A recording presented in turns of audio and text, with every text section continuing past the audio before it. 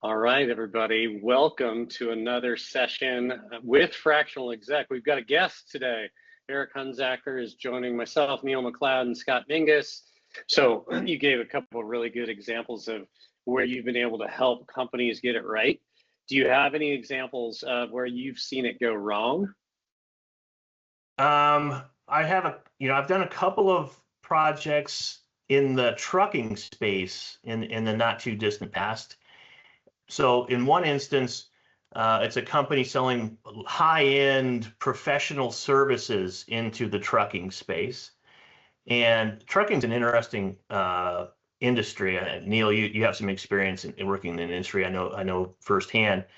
But again, like a lot of industries, there is a source of truth. There is a literal database you can go find to say who are all the registered U.S. Department of Transportation carriers in the U.S. There are over 100,000, nearing 200,000 U.S. DOT registered carriers.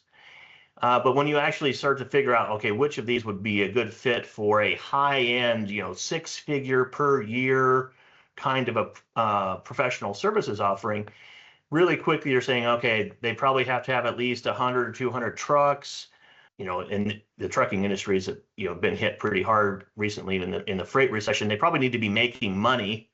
And once you start applying those filters, like really quickly, you're from 100,000 or more down to single-digit hundreds. And then it's all about learning the personas and going after it. Just start doing it with that center of your dartboard so you can get the key learnings out of the way first. Those learnings are really difficult for AI to take over for you. The human-to-human conversations are critical. Yeah, I think that's a great point that a lot of people don't think about, right? I mean, you just talked about what I would consider a scientific method to get down to what your true addressable market is. And now comes more of the softer side of it, which is voice of the customer, right? So doing that research, that diligence, that makes sure that you go out and you understand now what that target market, that best case market is, and what they want and what they'll pay for it. That isn't guesswork. Right on. So let's talk about the value prop then. So AI can obviously generate tons of content, tons of language. Sounds like what we're trying to convey here is there's very little connection to strategic relevance. So tell me then, why can't AI just figure out your messaging? Tell me a little bit more about that side of it. Well, I mean, the basic reason why it can't is because it doesn't know the results of what you've tried unless you tell it. And so when you do put that hyper focus in and get to the center of the dartboard, and really go into the market and start having some real human conversations and some real interactions, whether they're via email or phone or LinkedIn or virtual meetings, a great place to leverage the AI tools at that point is to feed the results of those. Here's my outbound, here's what I got back, here's the conversation we had, here was the outcome.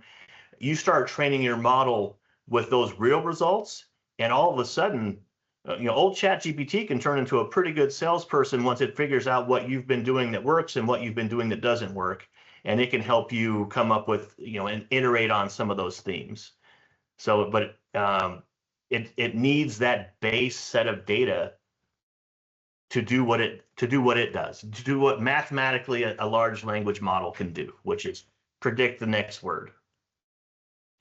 So you tell me that the AI models need validation just like I do. very, very much so. Yes, they need constant validation. We've been talking a lot about human in the loop lately, and the critical thinking necessary, or the human judgment component, and how important that is in order to drive that downstream messaging. Is for us as an organization and for the clients that we serve, it's a continual tuning conversation. And yes, you actually learn what's working and what's not, and you can feed that into the system.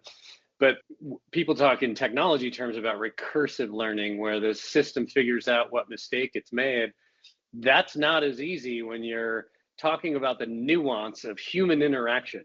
And so talk to me a little bit about that on the human judgment, and what can AI do and what can humans do, or will AI replace that human component? What are your thoughts on that front? Well, what I've seen is that one thing that the AI tools are not really good at is understanding the customer, validating that the problem you think you're solving is their problem, and more importantly, that it's a problem that is compelling enough to that customer that they're willing to part with some of their money to solve it. So like sort of confirming willingness to pay is a really it's a tough place to be for a non-human actor in this scenario. But only by going out and pressing the flesh, if you will, with real human beings and trying to sell this do you realize an LLM and an AI agent is going to really struggle to understand that dynamic until you feed into it. Here's what I'm understanding, and that's where I see it. Like some of those nuances of understanding, is this a pain that they would pay money to solve? You touched on machine learning. I mean, process automation was the same way. Get your humans to get the process right before you ever instill automation. So I couldn't agree with that more. Long in my career, I figured out your teams or your clients or others, they see a process and they say, this is going to be a laborious process. We have software. We can build software to automate this process. Let's get the engineering team to automate this for us. And it took me a while, but I can eventually learn that it makes a lot more sense to do manually for some time the process you think you want to automate, so that you can learn what the actual process you want to automate is later. So you don't waste a bunch of time automating something that actually doesn't make sense. I couldn't agree with that sentiment more vociferously. Like, you can waste a lot of time automating processes you think are the right ones that are just not the right ones. I mean, that's what I always tell people is, let's not automate inefficiencies, right? I mean, let's start there. And in today's world, so many of the processes are built around the exceptions rather than the volume and the rule, right? So, if that's being put in your process where you're trying to automate all these one-offs, it's going to be a horrible process, right? Those are better dealt with, to your point, Neil, human in the loop, takes those exceptions out and manages those quickly to the side, but the true volume of the process goes through in a more automated fashion. Yeah, totally. There's probably an 80-20 rule in there somewhere where maybe 80% of the use cases could just simply flow through very efficiently in an automated process, and the folks interacting with it on the other side wouldn't even know that it's an automated process. But those 20%, instead of spending 90% of your engineering resources building systems that account for them, just route them off to human beings who are pretty good at dealing with those one-offs and let them deal with the one-offs. Yep. So we'll close out with this then. What should a company do before they scale with AI? They should really know who it is they're selling to and why that particular group of people, so if it's business to consumer, you're selling to consumers, but in B2B or B2G, you're selling to organizations, but organizations don't buy things, people do. I think there's a lot of room to slow down a bit before you speed up. AI is going to really help you speed up and really scale when you're ready. You're going to have time to really ramp up. Take the time early to make sure that your message to the right group of people is the compelling message that you want to scale, and use some of those real slower but manual interactions to inform the model to help you really speed up later. I'm going to recap what I heard. Just keep me honest. AI scale strategy, ICP clarity matters now more than ever.